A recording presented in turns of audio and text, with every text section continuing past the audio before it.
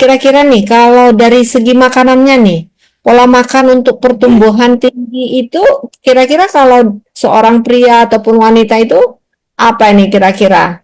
Pola makannya yang seperti apa? Apakah harus makan yang tinggi protein, gandum, atau apa gitu, Ko Jon? Oke, jadi begini. Yang pertama adalah mensuplai nutrisi esensial untuk tulang. Tulang itu butuh kalsium, vitamin D, magnesium, dan fosfor. Ini untuk struktur, memperkuat struktur. Oke. Kemudian untuk mendukung produksi hormon pertumbuhan, dia butuh protein. Oke, nangkap ya. Nah, jadi kita bahas satu-satu ya. Protein sumbernya itu daging ayam, ikan, telur, susu, ya, kacang-kacangan, tahu, tempe. Ini yang kaya akan protein. Tinggal disesuaikan aja dengan kondisi ekonomisnya, ya, dan selera. Oke, kombinasi saja hal ini. Kemudian yang kedua kalsium. Ini untuk pertumbuhan dan kekuatan tulang. Itu keju, yogurt, kemudian brokoli, bayam, almond. Nah, ini kaya akan kalsium. Ya, kemudian vitamin D. Ya, ini untuk membantu penyerapan kalsium itu sendiri. Sinar matahari ini yang paling murah. Ya, kemudian setelah itu kuning telur. Makanya kalau sudah makan telur sudah masuk dia. Vitamin D juga dapat. Ya, kemudian ada lagi jenis ikan salmon gitu ya. Cuman ini agak-agak high cost ya. Kemudian hati sapi ya, tapi ini tidak semua anak suka memang. Kemudian magnesium. Nah, ini magnesium ini ya bersyukurlah anak-anak yang suka makan alpukat ya. Jadi magnesium ini membantu mendukung metabolisme tulang dan otot. Kemudian kacang almond, bayam sama labu ya, itu. Kemudian zinc. Ini ada di daging merah. Kemudian seafood ya, kerang, udang. Nah, ini juga mengandung zinc ya. Kemudian biji wijen ya, kacang tanah. Nah, itu. Oke. Kemudian ada lagi fosfor. Ya, fosfor ini ada di ikan, daging ayam, telur, ya, di situ. Kemudian vitamin C, ya. Jadi kalau fosfor itu untuk pembentukan tulang yang sehat. Kalau vitamin C itu untuk pembentukan kolagen yang penting untuk tulang.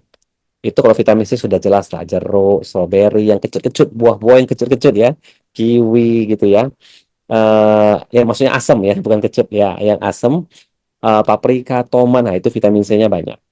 Kemudian vitamin K, ini membantu metabolisme tulang, ya, mencegah osteoporosis. Bayam, kangkung, brokoli, sayur kol, nah itu banyak vitamin K, ya. Kemudian asam lemak omega 3. Nah, ini sangat mendukung kesehatan tulang dan otot. Jadi dia mempengaruhi meningkatkan fungsi hormon tadi, hormon pertumbuhan. Ini ada di ikan sarden. Kemudian ada biji-bijian chia seed kalau pernah tahu ya. Ya, ini yang sering juga dipakai orang untuk apa namanya, program diet gitu ya, karena dia mengandung fiber yang tinggi. Ya, di situ ya. Kemudian ada karbohidrat, ya, karbohidrat kompleks pastinya ya. Nasi merah, roti gandum, ya, kentang. Nah, di situ untuk energi ya, untuk fisik ya, olahraga dan seterusnya. Oke. Nah, mau nggak aku kasih pola makan yang dianjurkan, yang lebih baik gitu? Mau dong, Ko. Oke. Yang pertama serapan. Itu serapan yang tinggi protein. Telur, roti gandum ya, kalaupun mau karbohidrat, karbohidrat kompleks ya, itu pilihlah yang roti gandum. Susu dan buah-buahan. Ya, tapi dari semua ini kalaupun kita terbatas budgetnya minimal telur ini harus ya. Kemudian kedua adalah makan siang itu fokus pada kaya protein dan karbohidrat, juga sayuran hijau. Kalau tadi Asima perhatikan ya, beberapa nama sayur yang Koko sering sebut itu kan ada brokoli, ada bayam gitu ya.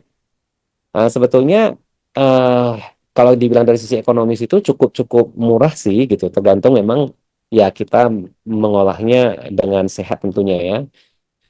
Ya itu. Kemudian eh contohnya seperti ayam panggang ini bisa untuk siang, makan siang nasi merah gitu. Kemudian camilan, camilan saya itu kacang almond, yogurt ya, buah-buahan kaya akan vitamin C ini bagus. Kemudian makan malam, balik lagi ya, berprotein tinggi. Jadi kalau yang siang boleh protein sama karbohidratnya tinggi nggak masalah, tapi malam balik lagi berprotein tinggi gitu ya. ya ikan gitu ya, atau sayuran-sayuran yang tadi yang Poko sebutkan. Nah, satu lagi yang harus dihindari adalah junk food, makanan tinggi gula dan lemak trans. Ini bisa menghambat metabolisme dan menyebabkan kurang nutrisi. Oke, gitu kira-kira Kak Cukup, Sima. cukup jelas nih penyampaian Ko Joni nih. Dan ini ya, lumayan nih buat teman-teman ya. Dan buat saya juga nih. Jadi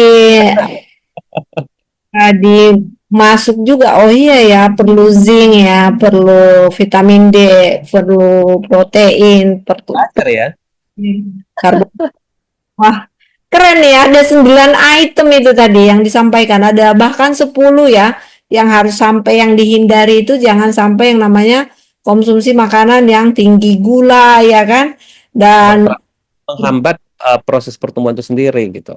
ya sama junk food tadi ya diterangkan sama Coach Joni. Dan cukup cukup jelas ya. Dan ini juga bisa sih menjadi bahan kita, maksudnya kita dapatkan ya vitamin D-nya didapatkan di mana, ya kan? Namanya proteinnya didapatkan di mana, lemak sehatnya apa, karbohidratnya apa, magnesiumnya apa, sudah sangat cukup jelas ya. Terima kasih